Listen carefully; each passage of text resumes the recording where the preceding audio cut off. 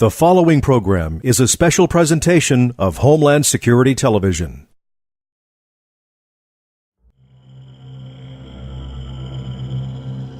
Engine 6 to Manhattan. The World Trade Center, tower number 1 is on fire. The whole outside of the building, there was just a huge explosion.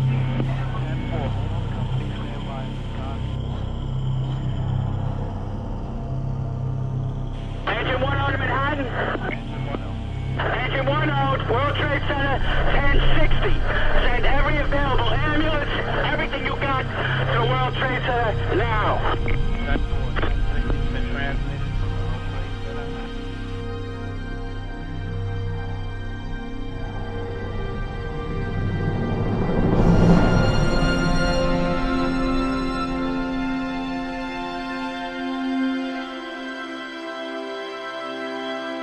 Freedom Manhattan urgent. The other tower just collapsed. Ready to collapse. Ready to collapse.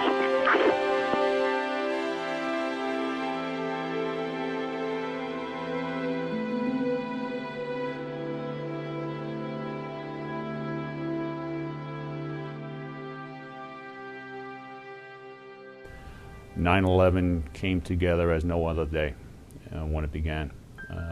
I was the active captain of Hazardous Materials Company Number 1, FDNY.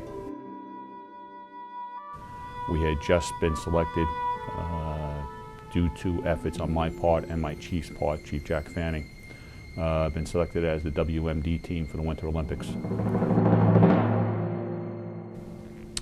I was selected, myself and another captain from the medical side, were selected to go down to Virginia Beach to receive the training from FEMA, USAR, Urban Search and Rescue, for the Winter Olympics. We're all coming there from around the country to discuss what we're going to do, create plans, protocols, and bring them back to our jurisdiction so we'd be ready for the Olympics when they came.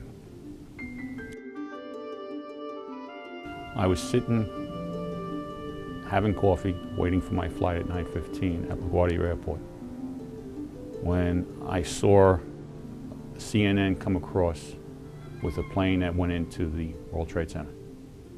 We just looked and we couldn't believe it. We thought it was a small plane. We didn't understand what the magnitude of it was at that point. As the reports started coming in, I turned to my other captain. We looked at each other and we just ran out of there. We knew that we weren't going to Virginia Beach that day. We started, Special Operations Command personnel started reporting into my location. We gave them the tools that they needed, re-equipped them, and sent them in teams, keeping strict accounting for what they have, what the capability is, and where they're going. It wasn't until when 7 World Trade came down, the sirens blared. I had already made a survey of the area for my own purposes, for deploying USAR and the USAR personnel, but I really still did not have a grasp of what we would face. Marine 3 to Manhattan, okay. Connecting to Manhattan. Urgent, 289 to Manhattan, urgent. The World Trade Center's collapsed. Building 2 has collapsed, okay. Urgent, urgent. Unicorn urgent case. Everybody get out. We had a collapse of the second tower. Everybody's running from there. This is here it comes. Get in. Hold on. Division 1 acting to Manhattan. I saw some of my men from Hazmat. They gave me reports that some of my men, I lost over 19 men from my house that day, were caught in there, and still we'll get them out, we'll get them out. When 7 World Trade collapsed and we saw that dust cloud coming toward us, it was an awakening, a real awakening. After we ducked that dust cloud, we began to really take account of what is happening, of what is going on here. Reports started flying in. 20,000 body bags, 30,000 body bags, 40,000 body bags. We had no idea what we were facing.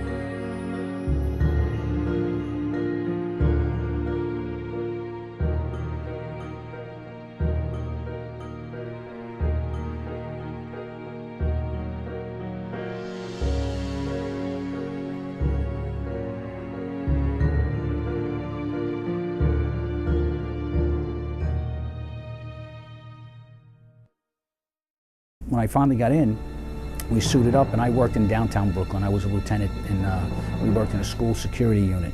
So our first order of business, of course, was to respond to the rallying point, which was down at Ground Zero. And having worked downtown Manhattan before and growing up in the city, I saw total devastation. I remember telling my wife, it reminded me of a science fiction movie where they had a nuclear blast.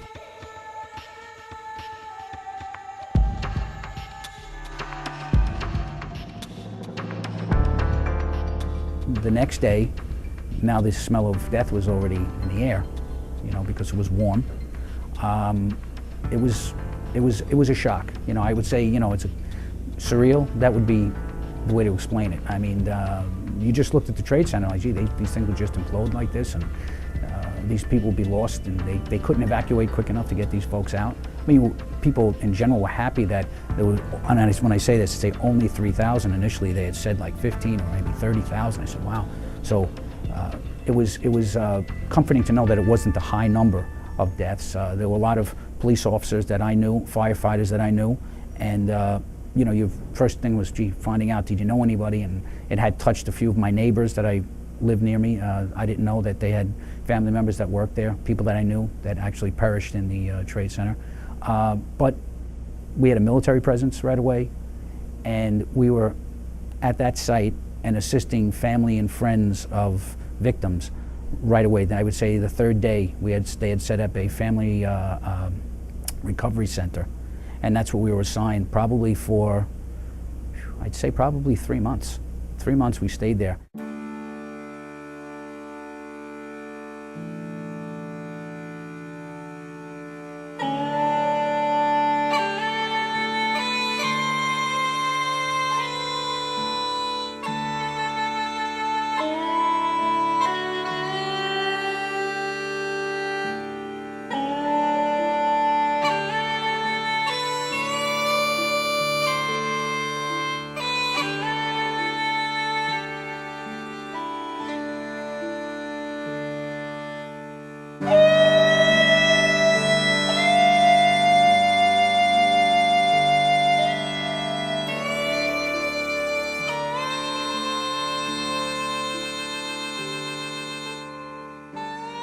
I was probably a little bit crazy to even be there documenting.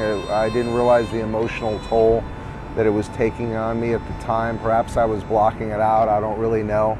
I grew up in Illinois on a farm documenting my dogs and horses, and it was a hobby photography. I always shot nice, happy things, and all of a sudden I'm in the middle of the worst crime scene or worst scene of terrorism on home soil, and I'm documenting it. And so I don't think my brain was quite trained to see such things. I'm not trained as a paramedic, or I haven't seen the things that a lot of my close fire department friends have seen, and so I wasn't quite prepared for that emotionally.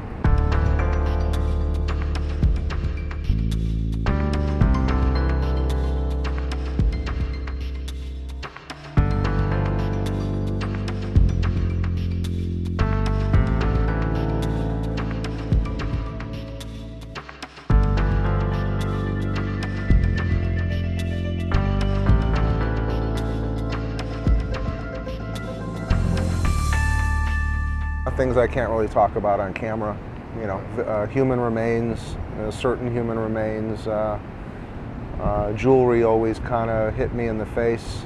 I purposefully stay away from the museum.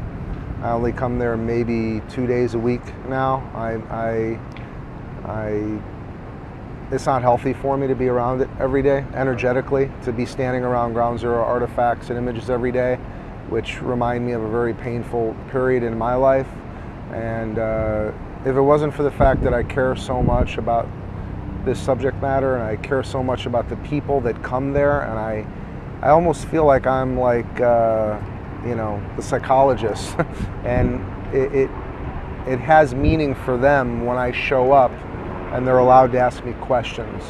And so I subject myself to that maybe 2 days a week, but between you and me, it's not the healthiest thing for me or any of my friends who work during the recovery to be around things that remind them of the recovery. It can bring on depression instantly. You know, the other day we lifted up an artifact display because it was unorganized, and the smell of the artifacts hit me in the face, and it took me right back, and I immediately got depressed.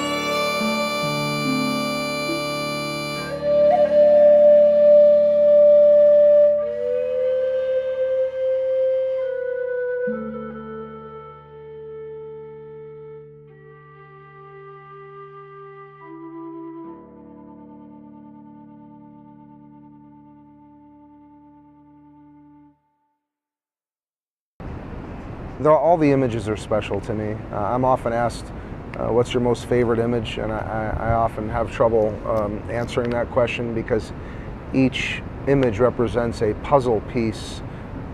At the time, and even now, each image represents one piece of the puzzle that I needed to collect in order to tell the full story of the Ground Zero recovery.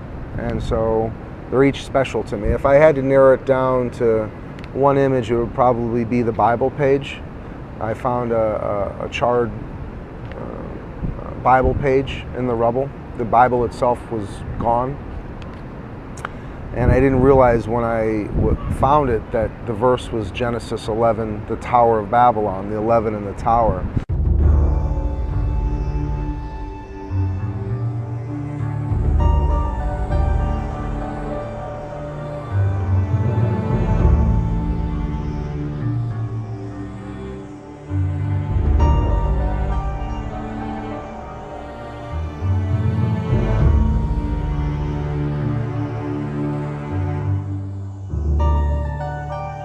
right around that period, I had not been at Ground Zero officially very long, but I had already made the decision to hang up my boots. I had had enough. I was going home every night smelling of human remains. I was depressed. I was crying, if not every night, a few times a week. No one was salarying me down there. I was draining my savings. I was not working in order to take this position at Ground Zero for free. And, you know, I had to ask myself, is this really worth it?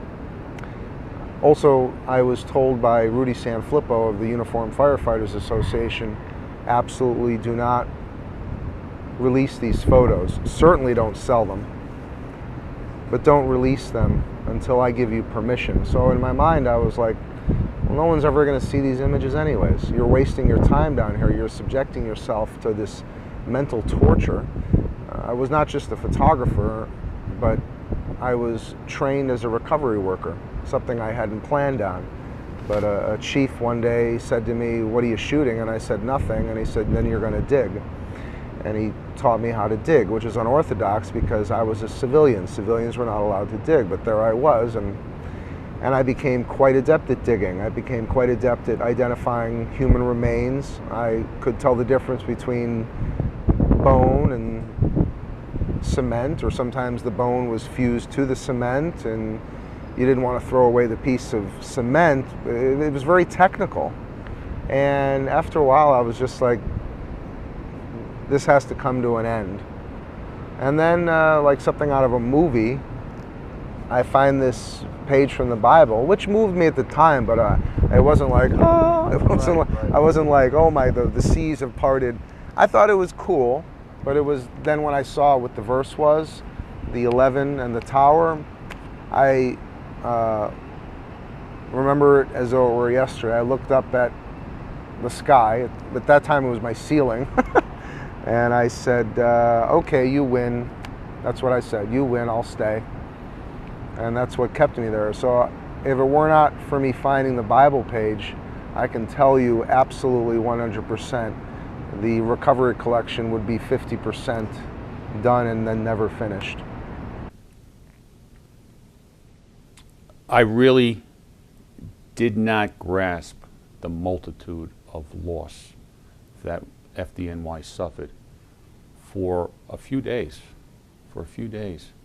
It took us up to a week at headquarters trying to piece together everyone that was lost. And besides who was lost on the outside, the problem, we were able to pick them up when we knew that we were going into the hundreds. We'd never felt that losing 300 men, 343 men, we never thought we'd reach that number until the count started coming in from the individual units of men missing. On that day, I was able to, I was backed up by my men from Hazmat Operations. I left them in early evening to report down to the site to see what we needed to do. I was working, supervising operations in the evening into the late night, and it turned out to be through the morning, with my chief, head of special operations, Chief John Norman. We were at the West and Vesey location, which is on the west side, just north. And we started working with crews from construction to start moving debris. But for every scoop load of debris that we had, we needed to put it out on the street and have some of our men go through it for remains. I remember at about 2 o'clock in the morning, there was a high curb right there on West and Vesey. I sat down half exhausted. Chief John Norman came next to me and sat down as we tried to grasp the remains, the pile which used to be the North Tower. When I looked at it in the moonlight, it was a clear night that night, never forget it. I just tapped John on the shoulder with my elbow. Just look at the North Tower. Here we had a pile, smoke rising from it, men working on it, and right above it was a crescent moon. This crescent moon had a star on the back lower side of it. We just looked at it, said nobody will ever believe this, and we just shook our heads. We went back to work. In the morning, as the sun was rising, we sat down in the same position again, just looking at the new day coming. Exhausted, our men exhausted. And as the sun rose over the Atlantic, it came through the buildings, which were the financial center, and it lit up the North Tower. And it came in almost straight, right through the buildings. And at that point, we saw the steel, we saw crosses arising throughout the pile. Again, we just looked at it in amazement, knowing what we saw the night before and seeing what we see now. Crosses made of the steel of the World Trade Center, just rising across the pile because of the way the sun was hitting it. It was an amazing sight to me, an amazing sight.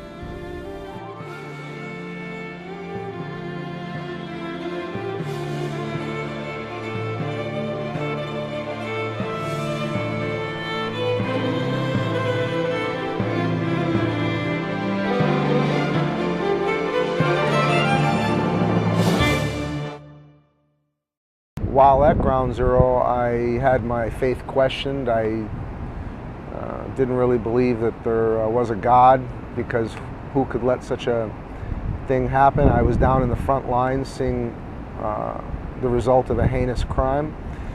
And so no, I didn't believe in anything. And I refused to go into any house of worship at the time. But then when I found that, it helped restore some of my faith. And then another thing that really helped restore at least my faith in mankind was with the amazing men and women that I had the honor to work with down at Ground Zero. They were unbelievable. Everyone was a tight-knit group, and I was very moved by the unity down there.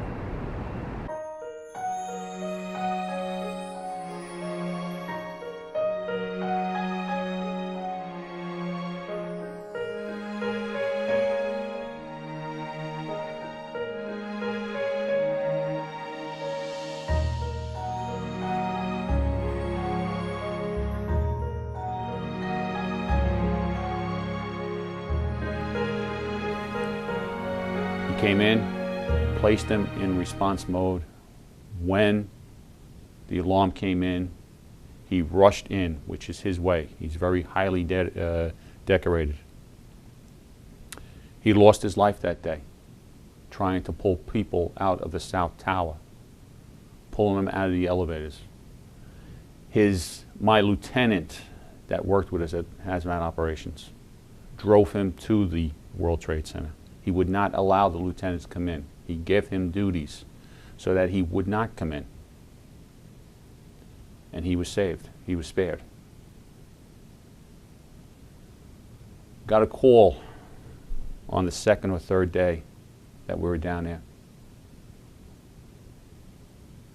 from his wife. She said, and this was relayed to me through another firefighter who took the call. She got a premonition. Jack is alive. He has a broken leg. He's above water. He's with the angel Marissa. Marissa is a little girl that he saved from a fire in Harlem during his days as a lieutenant in Harlem. She had since passed away. She did not survive her injuries that day. Tell Vinny he needs to make a search, find out. What I did that day was I grabbed the captain of Rescue 2, Pete Ruvolo. You must come with me. We need to get below. We need to go down into the pit. We need to go down underneath the World Trade Center. I was very familiar with it because of my days at 10 and 10. He came with me. We searched, researched. I knew the map. I knew where there was water because there's train tracks down there that go underneath. The PAT train goes underneath the two towers. Nothing. 2 days later, she called again. She was at a memorial service. She touched the robe of a bishop and came with another premonition. Said, Vinny, he's above train tracks. He's dry. He's still doing good. But there's a vision of a Kodak store. I had one of the last maps of the shopping center that was underneath the World Trade Center, the shopping mall. I saw 2 Kodak stores. One was around Vesey Street and one was over by Liberty Street. When we found we never found his remains, but we found his helmet. We found his helmet above the PAT train tracks, above water that had seeped in from the Hudson to those tracks, right near that Kodak store. And that's all we ever found to this date is his helmet, crushed. That's Jack.